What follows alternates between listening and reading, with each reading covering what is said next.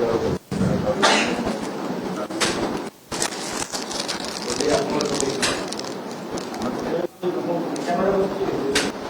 प्रथमे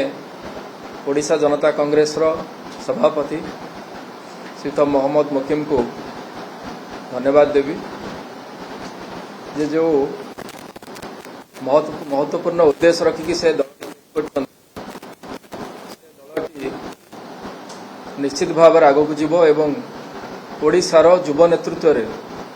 नेतृत्व मान जो माने जो सुजोग नहीं एवं जो संकट सृष्टि होती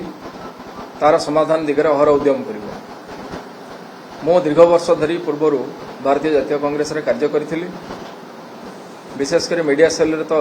पखापाखि 10 वर्ष होलानी काम करुली आपण मान सहित अनेक समय प्रेस मीट हो बा अन्य कार्यक्रम रे आमे मिसुथिले किंतु दलर अनेक कार्यक्रम आउ चेष्टा करिबा आउ चेष्टा न करिबा ता भीतर जो फरक रहा से फरक मते व्यथित करथिला आमे हमर 100% देकी चेष्टा करिबा फल भगवान को ऊपर छाड़दबा जहाँ गीतारे कहा जाइछि जे कर्म कर फल को आशा करो नहीं किंतु से कर्म सचोटतार सहित करिवार आवश्यकता अछि आमे जदि हमर 100% देकी काम करिबा नहीं एवं अन्य को दोष दबा परिस्थिति पाणीपाग को दायी करिबा ताले होबो नहीं गोटे राजनैतिक दलर प्रथम एवं सर्वप्रथम आभिमुख्य हवा दरकार कि दलर कार्यक्रम एमिति होबो जे से लोकंक रास्ताभाजन होबो एवं भोट राजनीति रे लोकंक समर्थन पाई सरकार को आसीबो गोटे पॉलिटिकल पार्टी जदि सरकार को आसी पारु नहीं ताले सेडा ता पे सबुठारो बड़ सेटबैक तो गोटे राजनीतिक दल रे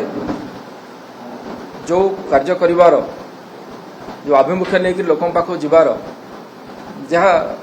जो प्रणाली रहिबा कथा चित्रे किछि मो असुविधा परिलक्षित कली एवं 8 दिन तले मो दलर इस्तीफा देइथिले आपण माने मते पचारिथिले जे भविष्य कोन आपण आगु जाय कि कोन करिवे प्लानिंग कोन अछि